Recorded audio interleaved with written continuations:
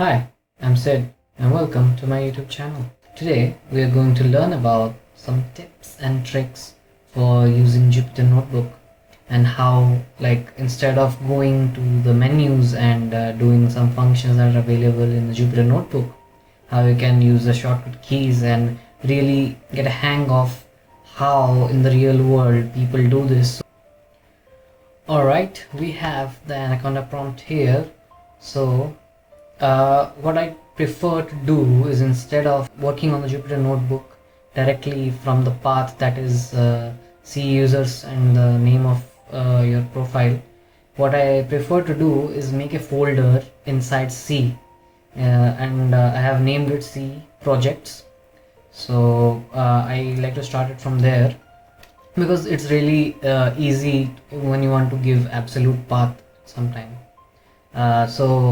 In the future projects you will find how it will be helpful. So let me just go to my projects directory, which is C projects, and as from the last video you might be remembering that we need to be in an environment for a particular project.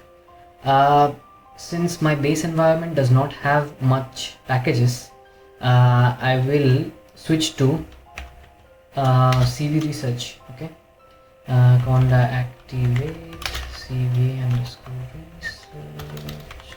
Oops. Now we are in the CV research environment.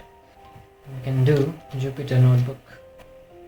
So we are at the home page of the Jupyter Notebook. Now what we want to do is we want to go to new and select a Python 3 kernel.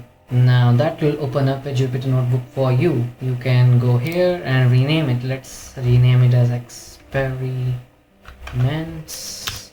When you open the notebook will be in command mode, so you really can't type anything right now. So what you need to do is you have to click inside the cell. This is a cell. You have to click inside it and then you can start writing whatever you want to write. Okay, so let me tell you some shortcuts. So to use these shortcuts, you have to be in command mode. So to get into the command mode after selecting a cell is just press escape, and now you can see it was green, right? If I click inside the cell, now it is green, but if I press escape, then it will be blue. So that means now we are in command mode. So this command mode is really neat. Okay, now let's see how we can add a cell above the current cell.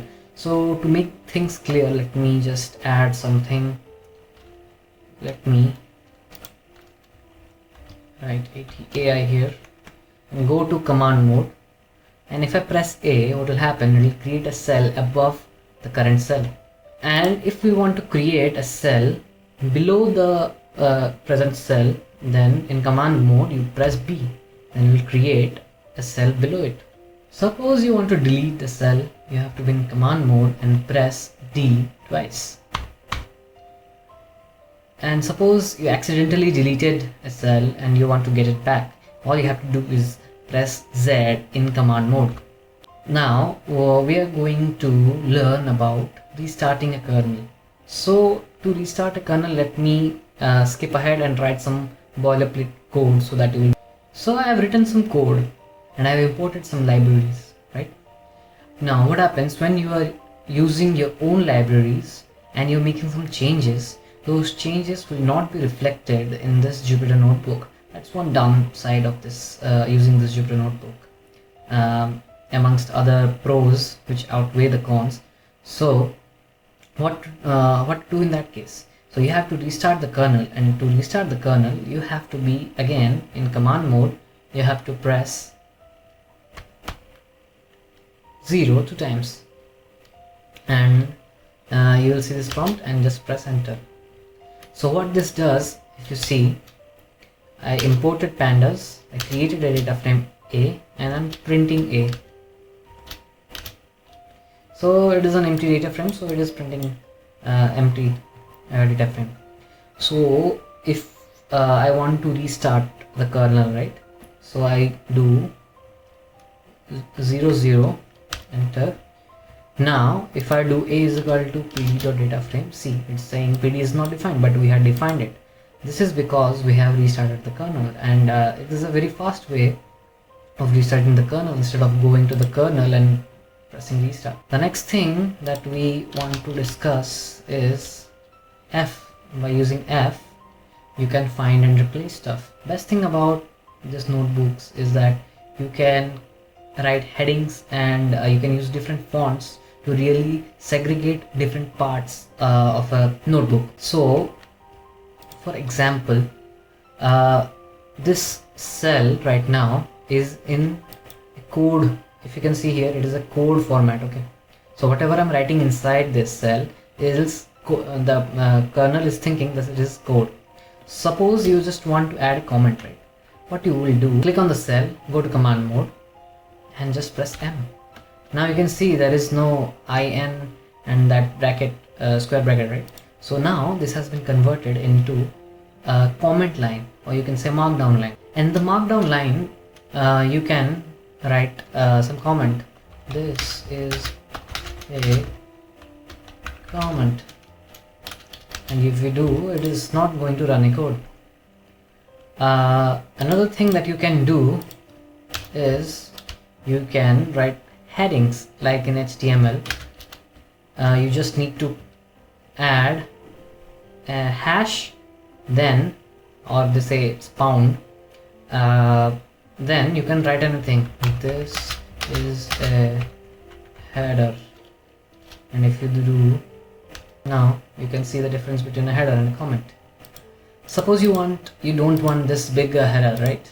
You just want a smaller version. Then you can just add pounds or hashes, and it will decrease in size. Like in HTML, we have h1, h2, h3, h4, like that. And now it will be a small heading. Let's go ahead and delete this. Suppose I have written a bunch of code. Okay. Let me add some. Let me write some basic code. A is equal to 1, B is equal to 2, C is equal to A plus B, print C, right? It's printing C. Now suppose you are debugging, right? Sometimes what will happen is in your notebook, you will not have these line numbers that you can see here. You will not have these things. So if you don't have these things, what you can do is simply, suppose you have it like this, so you can simply press L in command mode, and it will show you the line numbers. Now the thing is, whenever you press L, that will work on that particular cell, and if you want it to persist for other cells, okay, let me just copy this code and paste it here and here, and let these not have line numbers. Oops. In command mode you have to do this, right?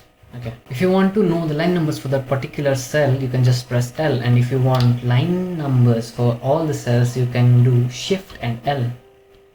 In command line, in command mode, you do Shift and L, and it will show you the lines for all the cells, and it will persist. Like if you see, if I add a new cell, then it is still showing me the line numbers, and if I do Shift L again, it is removing all the lines, and if I add a cell again, it's not showing me the lines. It's better to have the lines, so it is easier for you to debug. Now what we have to do is we have to know how to run this. Okay, now we are going to learn about how to run a cell. So to run a cell, you can do three things. You can do Shift Enter, Control Enter, and Alt Enter. So if you do Shift Enter, what it will do, it will run that current cell and will go to the next cell in command mode. If you do Control Enter, it will just run that cell, and it will go into the command mode on that cell only. But if you do Alt Enter, then it will run that code and it will be in editing mode. Okay guys, thanks for watching. That's it for today.